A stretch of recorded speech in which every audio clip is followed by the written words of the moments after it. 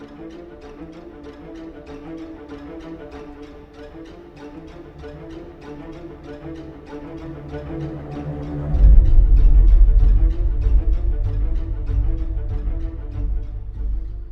this is Jar Citizen Gamer.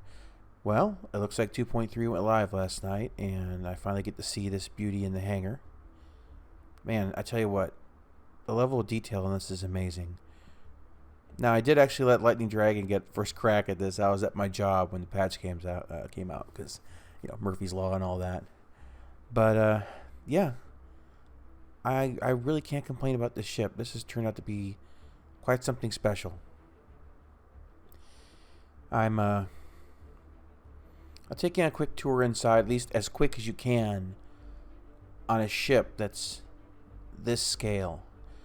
I did some editing, did some cutting, because honestly, I got lost in this ship multiple times, and that's something I never thought I would ever actually say in a video game, like dealing with a player-owned ship that's so big that you don't know where the hell you are. And that's impressive. The detail is from the labels and the decals, the piping, the tubing. Man, I tell you what, it is just great. Well, you can see a little Z fighting right there, but they have a lot of Z fighting across the ship with reflections on the windows and some buttons and panels, but overall, it's not that big of a deal, and I would expect to see that kind of thing in a very early build. There's the airlock for merging up with another ship. It's about the best place you can put it too. As far away from the fuel as possible. Now this front here, this is where you scoop the fuel, or that can be changed out. I have the G model. On the G model, that can be turned into a missile launcher. If you just want to, say, make the G a cargo ship with lots of missiles for some reason.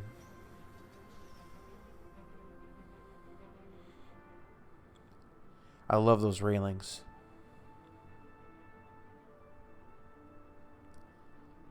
I'm trying to do most of this in third person, well, at least a good chunk of it in third person, because I want to show you the scale, and I think it helps to have a frame of reference. So if that gets in your way of your view, I do apologize, but I'm just trying my best here to give you a frame of reference for scale and everything. And sometimes I think first person view really doesn't encapsulate that very well. You can see some of that Z fighting on the reflections there. And I'm sure that's something that they'll address here in the upcoming patches. Those copper pipes there on the left, those, how I looked at it, I think those feed from the front scoop to the back. The closest set of containers looks like those are probably warp processors, and then the other two on each side behind it are probably storage tanks. This is your 0G or your airlock room. Well, one of them. There's another one on the upper deck. Now here's how big the ship is. You are here. I mean, what more do you need to say than that? You have to have a map. They really need to put your location on it, though.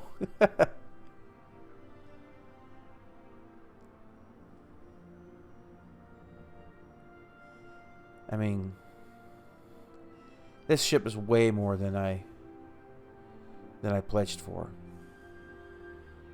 I'm really looking forward to getting out there and helping my fleetmates out, and anyone else, frankly. Getting a crew on this, making this a fleet event. You know, like, hey guys, we're gonna go out and get some fuel together, and that's what this kind of what the ship feels like to me. It's like a great group event kind of ship. Yeah, you could do it solo and you get some NPCs, but it'd be more fun with friends.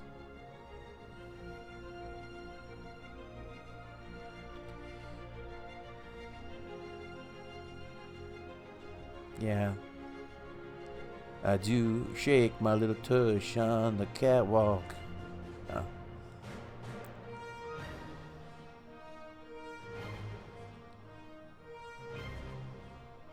Man, I tell you what.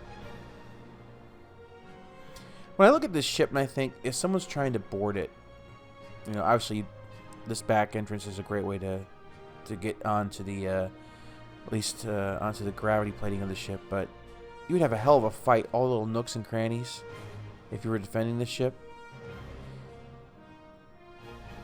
I don't think this is an engine. I think this is a gravity generator. I've seen a lot of videos where people say this is the engine room. I think this is the gravity generator room. I could be wrong, but it does look like the ones you see in the stations. Just not turned on. Curious to see if it floats. You know, gets all those effects around it. And look at that. There's piping behind the glass. You know, the red and stuff like that, you could really do a really good aliens horror movie in a ship like this with this color scheme sometimes. Now here's actually one of the I think this is one of the engines. I think this might be the center engine. And a little Z fighting issue again right there. But not so bad. It's a minor thing. You know, Z fighting issues is something you more worry about during beta, you know, because it doesn't really change anything. It's just pulling it out a little bit. The insulation piping. Now the Jeffries tubes here, how could I avoid going into these? Because this looks, in my opinion, this looks very Klingon. This is, that's the first time I've seen this. This just, to me, just has that bird of prey kind of feel because of the color scheme. Yes, my skill crawling. I think I had a little bit of lag hiccup right there. Now, this ship was running remarkably well on my computer. I was getting between 100 and 130 frames a second, and I'm running the game on ultra high settings. So, you know, performance was really solid. PTU was a bit slower, anywhere between 30 and 60, but normally I get much higher than that. I think it's just because of all the people downloading and server lag. But look at that, you can go up a floor and down a floor right through here. There's so many ways to get to different floors that, you know, as I said, it could be hard to defend, or it could be hard to capture the ship because there's just so many ways that people could come at you.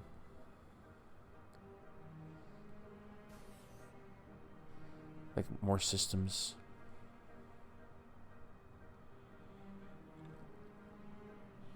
And I love how they do the glass on the lights. And of course, the crew area.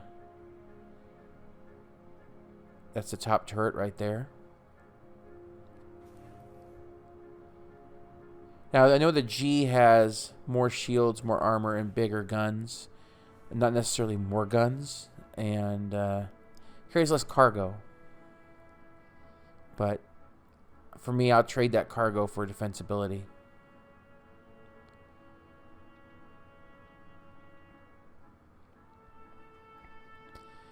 And I think over here, yes, the crew quarters.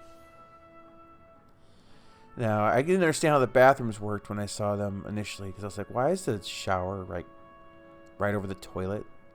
It's like a whole new combination of the term shit shower and shave, because that seemed like the ultimate combo platter. But it looks like the shower here, the toilet actually slides in. So, yeah, I guess it's a way of cleaning your toilet at the same time, though. I know it's weird to have a curiosity about something like that, where this ship is big, you're worried about the toilet, but I don't know. Details interest me. Those Z fighting right there, nothing too bad. I think, of course, you got your 6 bunks, but you know when you watch that commercial that came out for it, and you know you think 6 bunks, but sleeping in shifts, man. This ship looks like you could have a crew of 18 running it.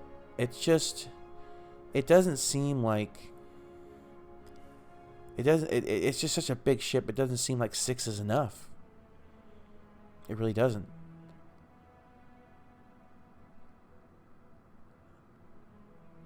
Look forward to seeing all these storage lockers open. I'm sure they'll get around to it. They've done it in a lot of ships.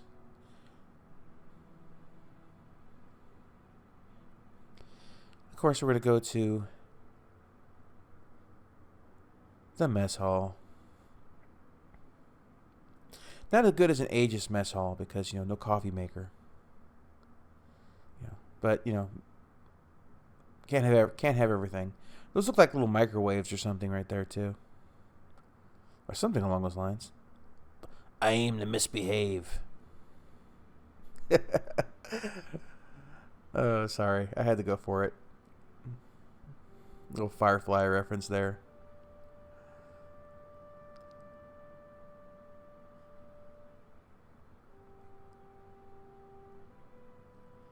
It's just, to me, you could play an entire career with your couple of your friends in this ship and relive something like Firefly.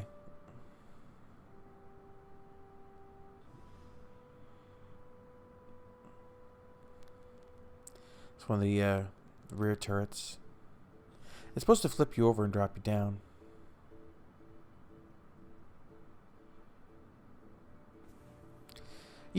I had to do some cutting here because I spent 10 minutes trying to find this. This is the way to the bridge. And I feel kind of pathetic saying that, but I really did a terrible job finding this bridge. And it turns out it was relatively simple to find. I just assumed it was higher than it was. You just have to go up one deck. And when you're looking at the panel on the balcony overlooking the cargo bay, the door's right behind you. Of course, I turned it to a production and ran all around the engines and stuff looking for it. I mean, it's just great. The captain's chair. I love panels and switches. The cockpit is complete with buttons and switches.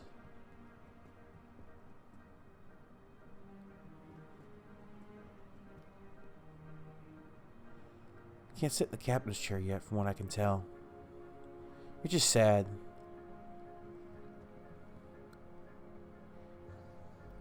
Because I need to sit there all stoic and have somebody hand me a clipboard to sign.